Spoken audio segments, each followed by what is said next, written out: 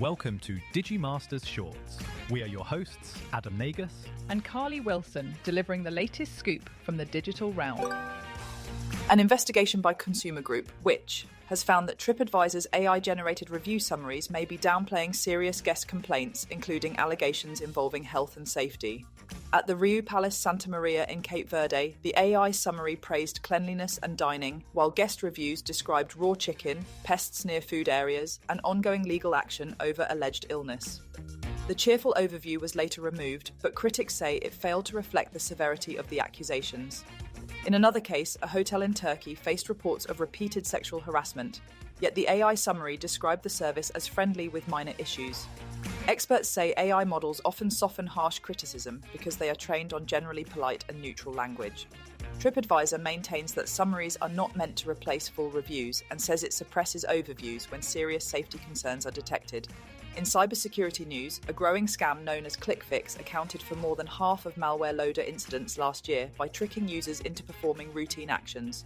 Opera has responded with a new browser feature called Paste Protect, designed to block the tactic. Meanwhile, Apple is reportedly preparing to accelerate its silicon rollout, with M7-powered devices and a redesigned entry-level MacBook Pro expected as early as 2027. A new United Nations report warns that the rapid development of artificial intelligence could deepen global inequality as governance struggles to keep pace. The findings come from the UN's Independent International Scientific Panel on AI, a group of 40 experts established by the General Assembly in 2025.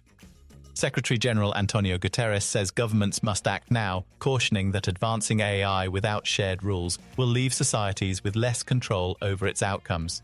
The panel notes that AI systems are evolving at exceptional speed, with increasingly autonomous agents capable of performing complex tasks with minimal human oversight.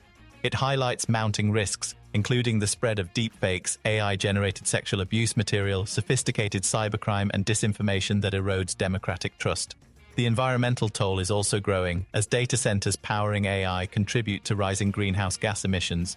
At the same time, the technology is credited with breakthroughs in drug discovery, vaccine research, food security forecasting, and improved access to education and mental health support.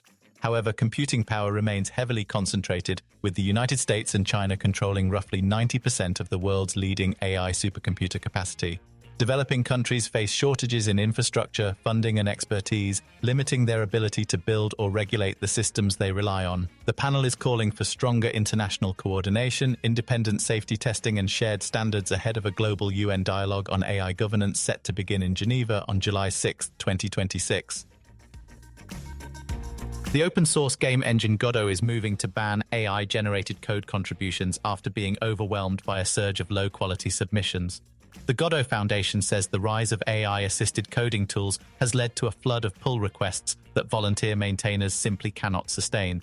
Many of the submissions are reportedly created by AI or AI agents, leaving human reviewers to untangle scripts that contributors often cannot fix themselves. Maintainers say the process has become draining and demoralizing, especially when feedback is effectively absorbed by machines rather than helping mentor new developers. While AI tools can lower the barrier to entry and speed up prototyping, reviewing code remains a time-intensive human task. Godot argues that AI cannot take responsibility for code and that heavy reliance on it erodes trust in contributors' understanding of their own work. Under updated guidelines, AI-authored code and AI-written communication between contributors will be explicitly banned.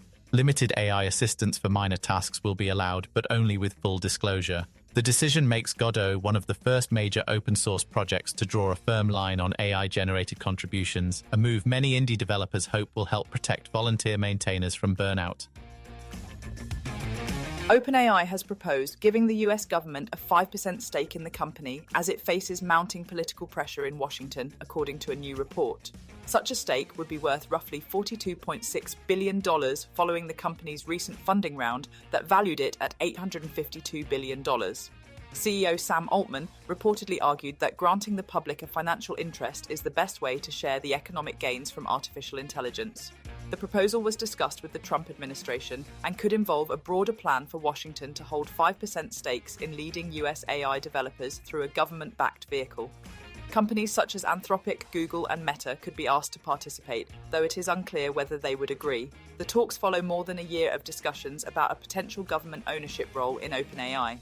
Pressure on AI firms has intensified amid concerns over cybersecurity risks and growing competition from lower-cost Chinese models.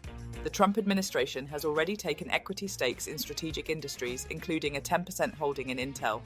President Trump has described government ownership in AI leaders as a way to make Americans partners in this revolution.